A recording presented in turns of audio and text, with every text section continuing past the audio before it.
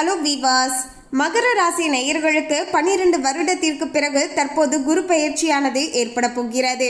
12 வருடத்திற்கு பிறகு இந்த குரு பயிற்சியின் மூலமாக மகர ராசி நேயர்களுடைய வாழ்க்கையில எப்படிப்பட்ட மாற்றத்தையும் தாக்கத்தையும் சந்திக்க போகிறார்கள் என்பது குறித்து தான் நம்ம பார்க்க போறோங்க. அதாவது பொதுவாகவே நவ கிரகங்களிலேயே மிக மிக முக்கியமான கிரகமாகவும் சுப கிரகமாகவும் இருப்பது குரு தாங்க. அப்படிப்பட்ட குரு பகவானுடைய பயிற்சி தான் 12 வருடத்திற்கு பிறகு மீண்டும் ரிஷப ராசியில இருந்து மிதுன ராசிக்கு பயிற்சியாகி தன்னுடைய சுப மற்றும் அசுப பலன்களை கொடுக்க போகிறது. பொதுவாகவே ஜோதிட ரீதியாக பார்க்கும்போது கிரகங்களுடைய மாற்றங்களானது ஒவ்வொரு தனிப்பட்ட மனிதர்களுடைய வாழ்க்கையிலையுமே தாக்கத்தை ஏற்படுத்தக்கூடுங்க. இந்த தாக்கங்களானது சிலருக்கு சாதகமாக இருக்கும், சிலருக்கு பாதகமான விளைவுகளையும் ஏற்படுத்தலாம். அந்த வகையில தான் மகர ராசி நேயர்களுக்கு இந்த குரு பயிற்சியின் மூலமாக எப்படிப்பட்ட மாற்றத்தையும் தாக்கத்தையும் சந்திக்க போகிறார்கள் என்பது குறித்து நம்ம தெளிவாக தெரிந்து கொள்ளலாம். அதே போல மகர ராசி நேயர்கள் இந்த வீடியோவை பார்க்கக்கூடியவங்க மறக்காம பார்த்தீங்கன்னா ஓம் ஸ்ரீம் குருவே போற்றி அப்படிங்கிற இந்த திருமந்திரத்தையும் கமெண்ட்ஸ்ல 3 முறை டைப் பண்ணுங்க. குரு பகவானுடைய ஆசீர்வாதத்தால மகர ராசி நேயர்களுடைய விருப்பங்கள் எல்லாமே பார்த்தீங்கன்னா இனி நிறைவேற ஆரம்பிக்கும்.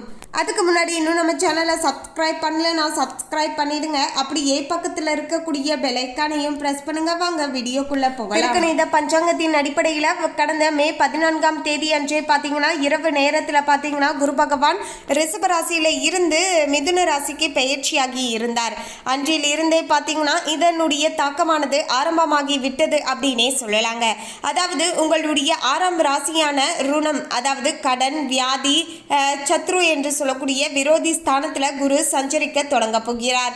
இந்த காலகட்டத்தில் பொருளாதாரமானது சீராக இருந்தாலும் முக்கிய செலவுகளுக்கு ரொம்பவே பார்த்தீங்கன்னா சிரமப்படக்கூடிய வகையில் சூழலானது இருக்கக்கூடும் என்பதால பணத்துல கொஞ்சம் ஜாக்கிரதையாக இருந்துக்கோங்க. வெளியில கொடுத்து இருந்த பணமானது மீண்டும் கிடைப்பதில் கால தாமதமானது ஏற்படும் என்பதால முடிஞ்ச அளவுக்கு யாருக்கிட்ட பணம் கொடுக்கிறோம் அப்படிங்கிறத தெரிஞ்சுக்கிட்டு கொடுங்க. அவங்க கிட்ட நம்ம பணம் கொடுத்தா மீண்டும் கைக்கு வருமா அப்படிங்கிறத தெரிஞ்சுக்கிட்டு கொடுங்க. ஏன்னா சிலர் எல்லாம் வட்டிக்கு ஆசைப்பட்டு பணத்தை கொடுத்துருவீங்க, பிறகு அசல் தொகையை பார்த்தீங்கன்னா கைக்கு வராமல் ரொம்பவே சிரமப்படுவீர்கள். ஸோ வெளியில் ஏதாவது பணம் கொடுப்பதாக இருந்தால் 1க்கு 2 முறை யோசித்து பார்த்து அதன் பிறகு நீங்கள் பணத்தை கொடுப்பது நல்லதாக இருக்க கொடுங்க. ஏனென்றால் நீங்கள் கொடுத்த பணமானது கைக்கு திரும்ப வராமல் போகலாம். மேலும் பார்த்தீங்கன்னா அனைத்து விஷயங்களிலுமே திட்டமிட்டு செயல்பட வேண்டியது மிகவுமே அவசியமாகும். ஏதாவது செய்றீங்க அப்படின்னா இது செஞ்சால் அடுத்து என்ன நடக்கும் அப்படிங்கிறத யோசித்து பார்த்து செய்ய வேண்டும். நண்பர்கள் உங்களை புரிந்து கொள்ளாமல் கோபப்படுவார்கள். குடும்பத்தில் சின்ன சின்ன சஞ்சலங்களும் குழப்பங்களும் ஏற்படலாம். மற்றபடி உடல் ஆரோக்கியத்தில் பெரிய பாதிப்புகள் எதுவும் ஏற்படாது. என்றாலுமே உணவு விஷயத்துல ரொம்பவே கவனமாக இருக்க வேண்டுங்க. வயிறு சம்பந்தப்பட்ட உபாதைகளை உடனடியாக கவனிக்க வேண்டியது மிகவுமே அவசியங்க. தேவையில்லாம பார்த்தீங்கன்னா நீங்க பாட்டு பிரச்சனைகளை வளர்த்துக்கிட்டே போகக்கூடாதுங்க. எந்த பிரச்சனை என்றாலுமே அதற்கு உரிய மருத்துவரை உடனடியாக அணுகுவதன் மூலமாக அந்த பிரச்சனைக்கான தீர்வானது கிடைக்குங்க. இதன் மூலமாக மன ரீதியாக உங்களுக்கு குழப்பங்கள் ஏற்படுது இல்லையா? அதாவது நமக்கு இந்த வழியாக இருக்கு, ஒருவேளை இந்த நோயா இருக்குமா அந்த நோயா இருக்குமா அப்படின்னு நம்முடைய மனதுக்குள்ளேயே போட்டு குழப்பிட்டே இருப்போங்க. இது மாதிரியான சுச்சுவேஷன் வரக்கூடாது அப்படின்னு நினைச்சிங்கன்னா கொஞ்சம் பார்த்தீங்கன்னா நீங்கள் கவனத்தோடு நடந்து கொள்ள வேண்டுங்க. எந்தவித நோய்கள் வந்தாலுமே அதற்கு உரிய மருத்துவர்கிட்ட உடனடியாக போயிட்டு வரும்போது அதற்கான ஒரு தீர்வானது உங்களுக்கு கிடைக்கும் அப்படின்னே சொல்லலாங்க. மேலும் சகோதர மற்றும் சகோதரிகளிடம் வீண் வாக்குவாதங்களில் ஈடுபட வேண்டாங்க. விட்டு கொடுத்து நடந்து கொண்டு அவங்களுடைய ஆதரவை தக்க வைத்துக் கொள்ள வேண்டியது மிகவுமே அவசியம். குரு பகவானுடைய பார்வையானது உங்களின் தொழில் ஸ்தானத்துல படிக்கிறது. இதனால செய்கின்ற தொழில இருந்து வந்த இடையூறுகளும் தடங்கல்களும் பிரச்சனைகளும் எல்லாமே பார்த்தீங்கன்னா நீங்க போகிறது. பொருளாதாரத்துல அபிவிருத்தியை காண்பீர்கள். சமுதாயத்துல உங்களுடைய பெயரும் புகழும் உங்களுக்கு பெருசா பார்த்தீங்கன்னா நல்ல ஒரு மாற்றத்தை சம்பாதிப்பீர்கள். இதனால சில பாராட்டுகளையும் விருதுகளையும் பெற்றுக்கொள்ளக்கூடிய வகையிலையும் மகர ராசி நேயர்களுக்கு சூழலானது அமைஞ்சிருக்குங்க. கூட்டாளிகளுக்காக முக்கிய முடிவுகளை எடுப்பீர்கள். அரசாங்கத்திடம் இருந்து எதிர்பார்த்த உதவிகளானது உங்களுக்கு கிடைக்க போகிறது. மனதில் இருந்து வந்த பயங்கள் எல்லாமே பார்த்தீங்கன்னா நீங்க போகிறது. குரு பகவானுடைய பார்வையானது அயனஸ்தானத்தின் மீது படுகிறது. இதனால எதிர்காலத்திற்காக நீங்க தீட்டக்கூடிய திட்டங்கள் எல்லாமே வெற்றி பெறக்கூடிய வகையில் சூழலானது அமைய போகிறது. உங்களை தனிமைப்படுத்திய உறவினர்கள் மறுபடியும் இணைவார்கள். ஆனாலுமே நீங்க கடினமாக உழைக்க வேண்டிய காலகட்டமாகவே இது அமைஞ்சிருக்குங்க. சிலர் சிலருக்கு திடீரென்று நெடுந்தூர பயணங்கள் செய்ய நேரிடலாம். குரு பகவானுடைய பார்வையானது உங்களின் குடும்பஸ்தானத்தின் மீது படுகிறது. இதனால எதிர்பாராத இடங்கள்ல இருந்து உங்களுக்கு சாதகமான உதவிகளானது கிடைக்க போகிறது. உங்களுடைய மனத்தாங்கல்களையும் பார்த்தீங்கன்னா உங்களுடைய நண்பர்களுடன் நீங்க பகிர்ந்து கொள்வீர்கள். அசையும் மற்றும் அசையா சொத்துக்களை வாங்குவீர்கள். உடல் ஆரோக்கியமானது சீராகுங்க. மற்றபடிக்கு எவருக்கும் இந்த ஆண்டானது வாக்கு கொடுப்பதோ இல்லைனா முன் ஜாமீன் கையெழுத்து போடுவதோ இது மாதிரியான விஷயங்கள்ல ஈடுபட வேண்டாங்க. அதாவது யாருக்கு எது செய்வதாக இருந்தாலுமே பார்த்தீங்கன்னா நீங்கள் முன்கூட்டியே இது உனக்கு செய்கிறேன் அது உனக்கு செய்கிறேன் அப்படின்னு வாக்கு கொடுக்க வேண்டாங்க. ஏனென்றால் சில நேரங்கள் நம்ம கொடுத்த வாக்கை பார்த்தீங்கன்னா காப்பாற்ற முடியாமல் போகலாங்க. இது நமக்குமே ஒரு மனஸ்தாபத்தை ஏற்படுத்தி விட்டும் நமக்கு அவங்களுக்கு, ஏன்னா அவங்களுமே ஒரு எதிர்பார்ப்போடு இருப்பாங்க இல்லையா, அவங்களையும் நம்ம ஏமாற்றத்துக்கு உள்ளாக்குன மாதிரி ஆயிருங்க. ஸோ அதனால் பார்த்தீங்கன்னா இது மாதிரியான விஷயங்களை முன்கூட்டியே செய்யாதீங்க. ஏதாவது செய்யணும்னு ஆசைப்பட்டீங்கன்னா அப்போது உங்கள் கையில் இருந்துச்சுன்னா நீங்கள் தாராளமாக செய்யலாங்க. அதை விட்டுட்டு முன்கூட்டியே பார்த்தீங்கன்னா நான் இது செய்கிறேன் அது செய்கிறேன் அப்படின்னு எந்த வித வாக்கையும் நீங்கள் கொடுக்க வேண்டாங்க. அதே போல் யாரையும் நம்பி நீங்கள் ஜாமீன் கையெழுத்து போட வேண்டாங்க. உங்களுடைய கெட்ட நேரமோ இல்லைன்னா அவங்களுடைய கெட்ட நேரமோ என்னன்னு தெரியாதுங்க. அவங்களுமே வாங்கிய பணத்தை கட்டிடணும் அப்படின்னு தான் நினச்சி வாங்குறாங்க. ஆனால் அவங்களுடைய ஒரு கெட்ட நேரம் பார்த்தீங்கன்னா வாங்கிய பணத்தை பார்த்தீங்கன்னா கட்ட முடியாத ஒரு சில இக்கட்டமான சூழ்நிலைக்கு போகலாங்க.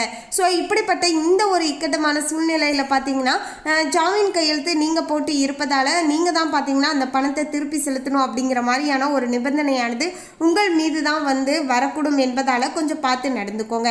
யாருக்குமே பார்த்தீங்கன்னா அதிக அளவில் ஜாமீன் கையெழுத்து போடுவதை தவிர்த்துக்கோங்க. மேலும் உங்களுடைய கோரிக்கைகளை மேலதிகாரிகள் சற்று தாமதமாகவே பரிசீலிப்பார்கள். இதனால் கோபம் அடையாமல் கொஞ்சம் பொறுமையாக இருக்க வேண்டுங்க.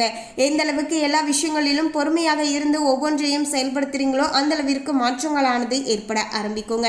முடிவுகளுமே உங்களுக்கு சாதகமாகவே அமைய கொடுங்க. மற்றபடி உங்களுடைய திட்டங்களை நன்றாக முடிப்பதில் கவனமாக இருப்பீர்கள். அலுவலக ரீதியான பயணங்கள்ல உடனடியாக பார்த்தீங்கன்னா நன்மைகளை எதிர்பார்க்க முடியாது அப்படின்னே சொல்லலாங்க. இருந்தாலுமே தொடர்ந்து உங்களுடைய கடின முயற்சியின் உழைப்பின் மூலமாக நீங்க நல்ல மாற்றத்தை எதிர்பார்க்கலாம். கொடுக்கல் வாங்கலானது சிறப்பாக முடிந்தாலுமே பெரிய லாபம் என்றும் பெருசா பார்த்தீங்கன்னா எதுவும் மகர ராசி நேயர்களுக்கு இருக்காது. அதனால கூட்டாளிகளுடன் சேராமல் உங்களுடைய காரியங்களை தனித்து செய்ய வேண்டியது அவசியம். புதியவர்களுக்கு கடன் கொடுக்க வேண்டாங்க. கணக்கு வழக்குகளை சரியாக வைத்து கொள்ள வேண்டியது மிகவுமே அவசியம். அரசு வழிகளில் கொஞ்சம் கெடுபிடிகளானது ஏற்படலாம் என்பதால கொஞ்சம் பார்த்து நடந்துக்கோங்க. உங்களுடைய திறமைகளானது வீண் போகாதுங்க. விளைச்சல்ல நல்ல லாபத்தை காண்பீர்கள். புழு பூச்சிகளால பயிர்களுக்கு சில பாதிப்புகளானது ஏற்படலாம். மற்றபடி சக விவசாயிகளுக்கு உங்களால் இயன்ற உதவிகளை செய்து மகிழ்ச்சி அடைவீர்கள். உங்களுக்கு கடன் கொடுத்தவர்களால் பெரிய தொல்லைகள் எதுவும் ஏற்படாது. இந்த காலகட்டத்தில் உபரி வருமானத்தில் கொஞ்சம் அதீதமாக கவனம் செலுத்த வேண்டுங்க. இல்லை என்றால் தேவையில்லாத பிரச்சனைகளை நீங்கள் சந்திக்கலாம். கட்சி மேலிடத்தின் ஆதரவு கிடைக்கும். கட்சி மேலிடத்திற்கு தகவல் அனுப்பும் போது எச்சரிக்கையாக இருக்கணும். மற்றவர்களுக்கு முன் ஜாமீன் கொடுக்க வேண்டாங்க. மற்றபடி உங்களுடைய கொள்கைகளில் உறுதியாக இருப்பீர்கள். தேவையான வருமானத்தை காண்பீர்கள். வெளியூரில் நிகழ்ச்சிகளை நடத்தி புகழ் பெறுவீர்கள். உங்களுடைய செயல்களில் சின்ன சின்ன தடுமாற்றங்களானது ஏற்படலாம் என்பதால கொஞ்சம் பார்த்து நடந்துக்கோங்க. சிறிய தடைகளுக்கு பிறகே பார்த்தீங்கன்னா புதிய ஒப்பந்தங்களானது கையெழுத்தாகக்கூடிய வகையிலையும் சூழலானது அமைஞ்சிருக்குங்க. ஸோ நீங்கள் கொஞ்சம் பொறுமையாக நிதானத்தோடு செயல்பட்டுட்டு விடாமுயற்சியோடு அந்த விஷயங்களில் தொடர்ந்து முயற்சிகள் செஞ்சீங்கன்னா அதற்கேற்ப சாதகமான பலன்களானது கிடைக்கக்கூடும். மேலும் மகர ராசி நேயர்களுக்கு கணவர் உடனான ஒற்றுமையானது சுமாராகவே இருக்கக்கூடும். ஆனாலுமே குடும்பத்தில் உங்களுடைய பொறுப்புகளை தட்டி கழிக்காமல் நீங்கள் செயல்படுத்தி அதில் நீங்கள் வெற்றியையும் அடைவீர்கள். குடும்ப வருமானத்தை பெருக்க சுய தொழில்களில் ஈடுபடுவீர்கள். மேலும் படிக்கக்கூடிய மாணவர்களாக இருப்பின் நன்கு உழைத்து படித்தால் தான் எதிர்பார்த்த மதிப்பெண்களை பெற முடியும். உங்களுடைய உடல் நலமானது சீராகவே இருக்கும். வெளி விளையாட்டுகளிலும் உடற்பயிற்சியிலும் தவறாமல் ஈடுபடுவீர்கள். மேலும் கலைத்துறையில் இருக்கக்கூடியவர்களுக்கு நற்பெயரும் நல்ல ஒரு கீர்த்தியும் உண்டாகக்கூடிய வகையிலையும் அமைஞ்சிருக்குங்க. பொருளாதார வசதிகளும் பெருகிடவும் வாய்ப்புகளானது நல்லபடியாக அமைஞ்சிருக்கு. சிலருக்கு புதிய சொத்துக்கள் வாங்கக்கூடிய பாக்கியமானது கிடைச்சிருக்குங்க. தடைப்பட்டு இருந்த அனைத்து காரியங்களுமே அடுத்தடுத்து நடைபெற போகிறது. வெள்ளை உள்ளத்துடன் உழவக்கூடிய உங்களுக்கு ஏற்பட்ட கஷ்டங்கள் அனைத்துமே விலகி நன்மைகளானது உண்டாக போகிறது. சுற்றி இருக்கக்கூடிய சோம்பேறிகளிடம் இருந்து உங்களை நீங்க விலக்கி கொள்ள வேண்டியது மிகவும் அவசியம். குடும்பத்தில் மகிழ்ச்சியான சூழலானது உண்டாகுங்க. எதிரிகளுடைய தொல்லைகள் எல்லாமே பார்த்தீங்கன்னா நீங்க ஆரம்பிக்கும்.